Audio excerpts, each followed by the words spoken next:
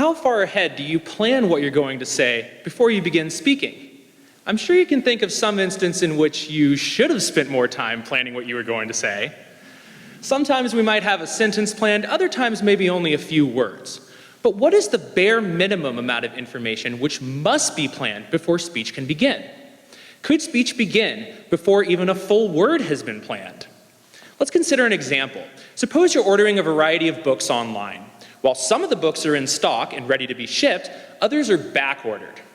As such, you are asked whether you want to wait and ship the books all at once or to ship them as they become available. Choosing to ship the books as they become available is choosing the incremental option, with packages being sent to you incrementally as they are ready. Similarly, when speaking, how much must be planned before articulation, or shipping, can begin? In certain situations, incremental articulation is more appropriate, as in when you need to begin speaking as early as possible. This is the case with the naming task, which involves reading words aloud on a screen as they are displayed. The slide behind me shows the time course of one trial of the naming task. A word is displayed at stimulus onset, and a short time later the participant speaks the word aloud. The most common measurement obtained in the naming task is acoustic onset, or the first moment of audible speech. However, the use of acoustic onset alone is insufficient.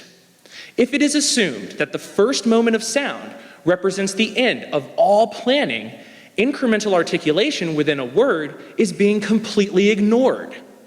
Our lab solves this by using two novel measurements. The first is the duration of sounds within a response, such as the initial segment duration, shown in red. If you are planning to say the word slam, but you've only planned the S, you could say something like slam, articulating and elongating the S while the remainder of the word is planned. Thus, duration serves as a measure of planning during speech. We also examine articulation directly by video recording the mouths of participants and tracking lip motion. The blue dots behind me represent the degree of separation of the lips.